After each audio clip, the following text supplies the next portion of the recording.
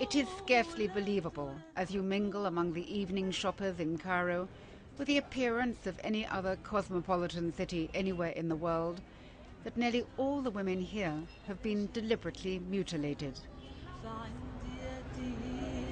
New figures due out later this year are expected to show a decline in the number of female mutilations 4 years after the ban was introduced.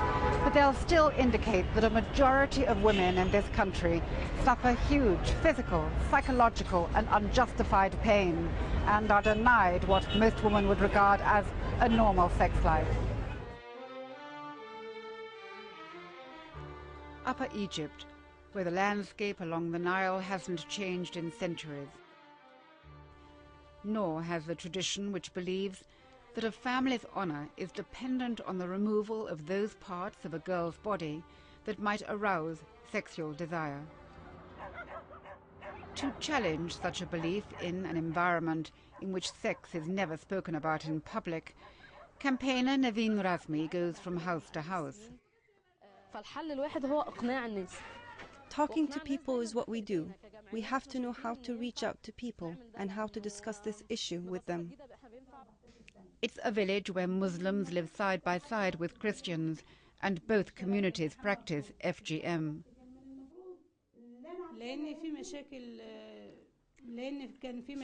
I've had problems in my sexual relationship with my husband because of it. And so when Naveen explained about the health complications and how it's not part of religious faith, I was convinced. I now don't want my daughter circumcised. But the Muslim mother next door is not. The two older girl cousins have been mutilated, and her 11-year-old daughter will be next.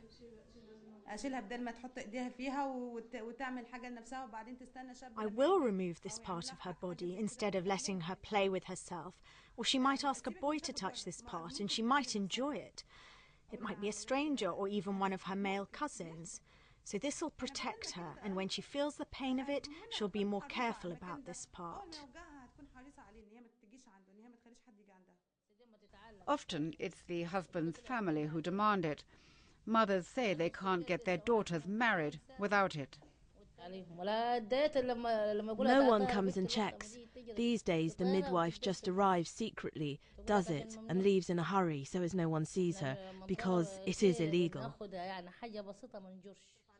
But we found nothing secretive about the village midwife. Circumcision is healthy for girls. I know this. Purified girls grow taller and get marriage proposals, but unpurified girls stay short and stubby. Some women say they won't have their daughters purified when the social worker is around. They humour her until she leaves, and once she is gone, they come to ask me to circumcise their girls.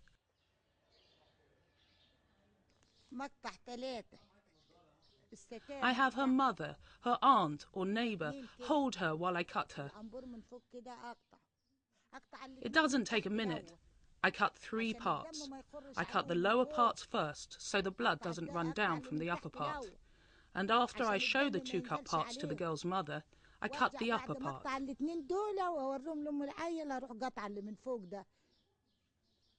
Do you enjoy your work? I love it, like my own eyes, because I need the money. Take me to prison if you want to. Take me anywhere, but I will keep circumcising girls. I want the money. And so why doesn't Naveen, who works for a local NGO and gets financial support from UNICEF, simply take the woman to a police station? Who are we going to report to? In police stations, we will report to an officer who believes in the custom and is probably doing it to his own daughters. Without support from the authorities, campaigners take the message into the classroom. They engage children at a young age to gain their confidence, and when they're older, they talk about FGM. Salma says she's saved more than 100 girls this way. She's motivated by what happened to her.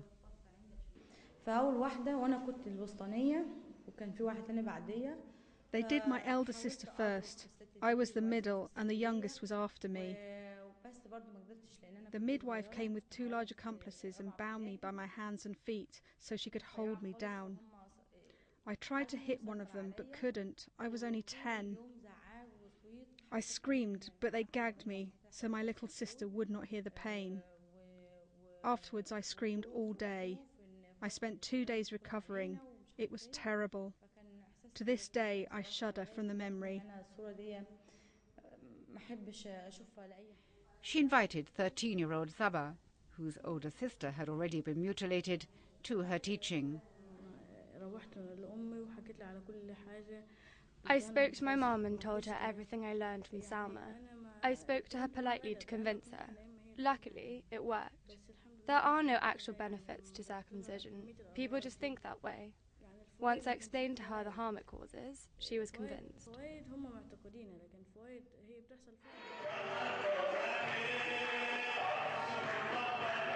Because people believe it's part of their faith, campaigners appeal to local religious leaders for help. They try, they say, but it's difficult to change people. The main challenge is tradition. In the Old Testament, when God ordered Abraham to circumcise, it was only for boys. There was no mention of female circumcision. But in our tradition, circumcision is performed on girls as well. We pray that God will help us in reaching people with the truth. The local imam explained that Muslim leaders are trying hard to get the message heard. We are now spreading the word against FGM because it's against our faith for this part of a woman to be seen by anybody else. We're telling people not to do it.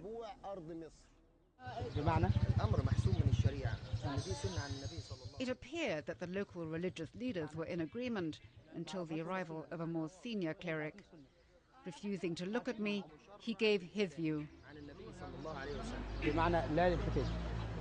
The Prophet did it, peace be with him, so this thing is legalized by Islamic law. Egypt's most senior religious figure issued a fatwa against FGM a few years ago, and yet those below him contradict one another. No wonder the people are confused.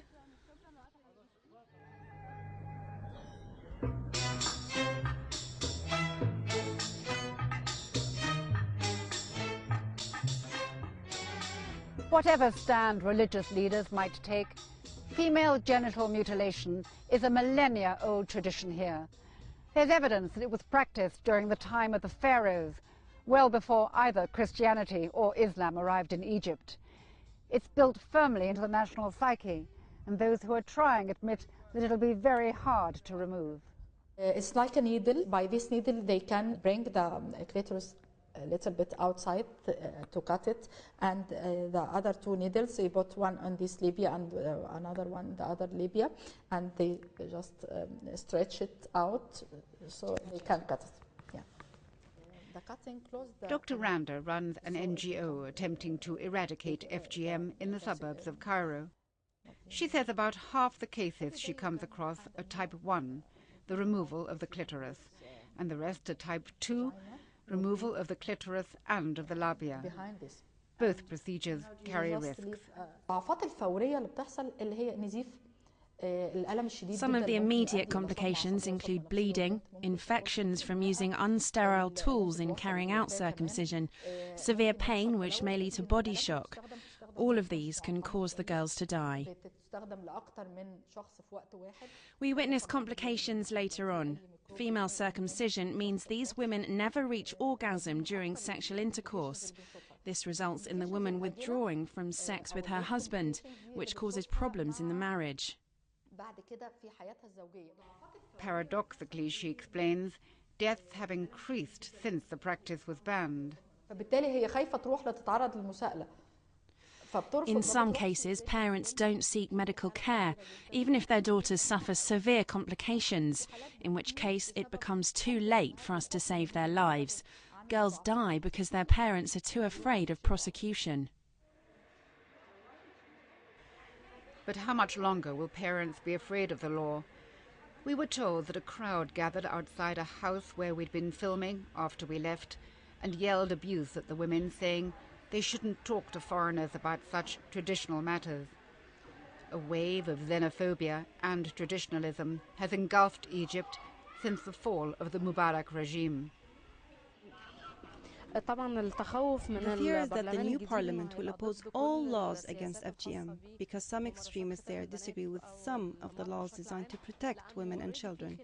We're all pretty sure that under this new government and parliament, we'll see a decline in women's and children's rights. I asked the spokesman for the Salafi party, the most extreme of those parties, whether they would be supporting the campaign against FGM. This is not a priority. There are more urgent issues involving women. No one will force women to do anything they do not want to do. So you wouldn't deter a mother who wants to get her underage daughter mutilated? I have nothing further to say on this matter. The will of mothers like Ola would therefore be respected, and 11-year-old Raja will be mutilated.